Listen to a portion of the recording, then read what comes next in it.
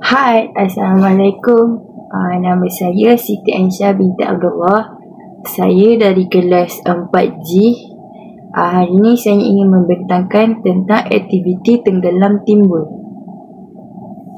Pengenalan bagi eksperimen saya adalah eksperimen tenggelam timbul adalah alam bahan adalah aktiviti sains awal yang ideal untuk kanak-kanak antara 4 hingga 6 tahun kerana ia memupuk pemikiran saintifik dengan menggalakkan mereka membuat ramalan, menguji hipotesis dan membuat kesimpulan berdasarkan pengalaman konkret selaras dengan tahap perkembangan kognitif praoperasi.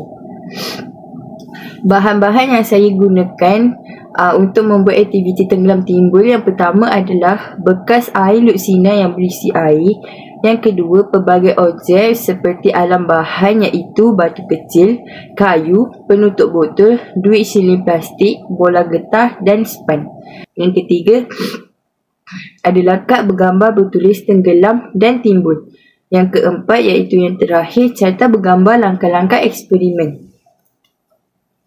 Langkah-langkah pula ialah yang pertama, guru perlu menyediakan bahan dan alat untuk meletakkan bekas air luksina di tengah meja ataupun lantai dan disusun pelbagai objek ujian seperti batu, kayu, span, objek dan lain-lain di sekelilingnya. Yang kedua, guru perlu meramal dan meminta kanak-kanak meneka sama ada setiap objek akan tenggelam atau timbul. Yang ketiga, membuat uji kaji seperti kanak-kanak memasukkan objek ke dalam air satu persatu seperti proses pengujian.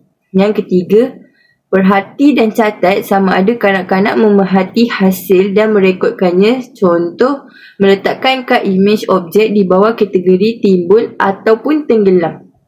Yang terakhir, bincang dan membuat kesimpulan akhir seperti guru membimbing perbincangan untuk membandingkan ramalan asal dengan hasil yang sebenar dan membuat kesimpulan. Perkembangan yang disokong bagi aktiviti ini adalah yang pertama, perkembangan kognitif,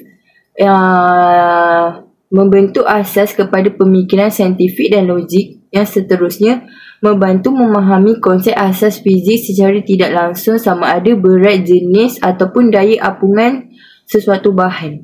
Yang ketiga, melatih kemahiran berfikir aras tinggi seperti membuat hipotesis, menilai keputusan dan menyelesaikan masalah tersebut. Seterusnya, kemahiran sains awal iaitu KPS. Yang pertama, memerhati. Yang kedua, meramal. Yang ketiga, menguji. Dan yang terakhir, mencatat dan membuat kesimpulan. Perkembangan seterusnya adalah perkembangan lain yang terdapat dalam aktiviti tenggelam dan timbul ini adalah pertama, memupuk semangat ingin tahu dan minat untuk meneroka. Yang kedua, melatih koordinasi mata dan tangan seperti motor halus. Dan yang terakhir, membina kemahiran sosial seperti bekerja berkumpulan, bekerjasama dan menunggu giliran untuk membuat aktiviti tersebut. Pendekatan sains awal kanak-kanak yang saya gunakan adalah pendekatan inquiry iaitu penemuan. Guru bertindak sebagai fasilitator dengan memberi soalan panduan terbuka mengapa kamu fikir objek itu timbul. Yang kedua, melatih kanak-kanak membuat pemerhatian teliti dan membuat kesimpulan berasaskan bukti.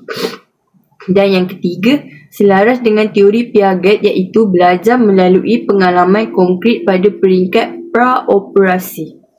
Pendekatan yang kedua saya gunakan adalah pendekatan pembelajaran berasaskan bermain. Yang pertama, menerapkan konsep sains melalui aktiviti manipulatif atau eksperimen mini yang bersifat permainan. Sebagai contoh, membuat bot kertas dan berlumba untuk melihat faktor bentuk mempengaruhi daya apungan. Yang seterusnya, selaras dengan teori Vygotsky iaitu belajar dengan bimbingan dan interaksi sosial. Lokasi yang saya gunakan adalah seperti tersebut. Ini adalah contoh lampiran yang saya sertakan dalam aktiviti tenggelam dan timbul. Ini adalah contoh video yang saya kaji. Secara kesimpulannya, Sains awal bagi kanak-kanak 4 hingga 6 tahun merupakan asas penting untuk membentuk pemikiran saintifik melalui aktiviti eksploratif seperti eksperimen tenggelam timbul, pemerhatian alam dan seni campuran warna yang mana pelaksanaannya menggunakan pendekatan inkuiri dan permain adalah berkesan kerana ia selaras dengan teori perkembangan Piaget dan Vygotsky. Sekian, terima kasih.